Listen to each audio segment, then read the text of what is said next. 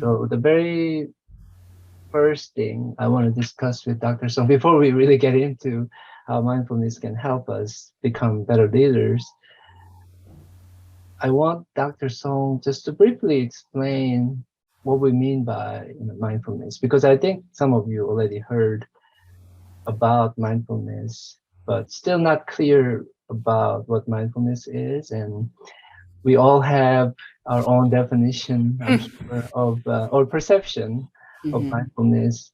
And I think an expert like Dr. Song could maybe bring us some more clarity when it comes to understanding what mindfulness truly is.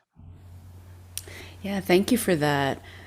So you're absolutely right. There are so many different definitions of mindfulness, but to put it simply, Mhm. mindfulness is being purposefully aware. It's really about noticing what is it that I'm experiencing and what are my responses to those experiences. So the basic idea, what we're trying to do is to develop the ability to be conscious, Mhm. to be aware, because so often, we are thinking and we're not even aware that we're thinking and we get caught up in those thoughts. So the Mhm. practice is simply twofold: to gradually allow the background noise of our thoughts to Mhm. begin to calm down, Mhm. and at the same time to develop the ability to be aware. Mhm. So Mhm. it's about knowing what's going on, when it's going on, without having that running commentary.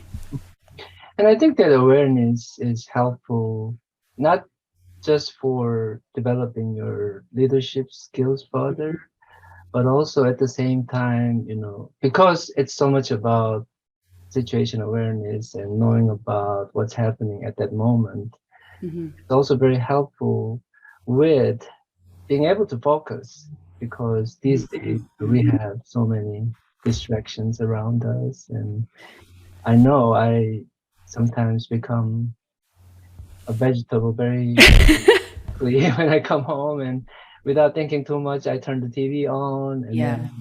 then I'll become a couch potato for like about an hour, and then thinking, oh, what have I done?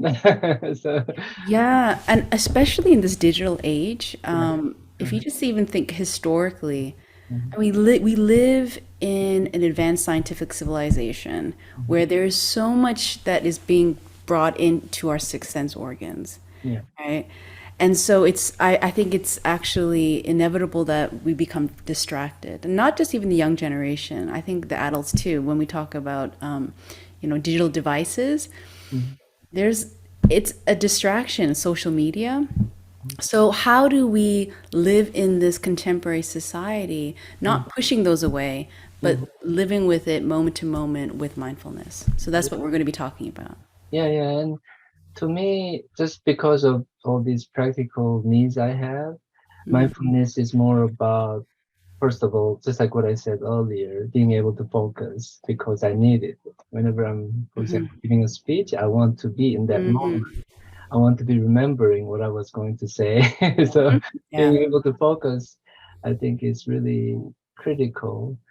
And then I think another quality of mindfulness that helps me a lot is being able to stop and think, because a lot of times I'm under pressure and I forget just being able to think at that moment. Taking that moment and being able to think clearly is what mindfulness is allowing me to do. So in that sense, just because of these practical benefits of, mindfulness, I am more interested in developing my mindfulness skills even further. Yeah, and you bring up a very good Mhm. keyword, which is develop.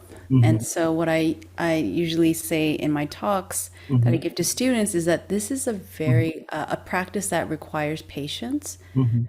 but also consistency. Mhm.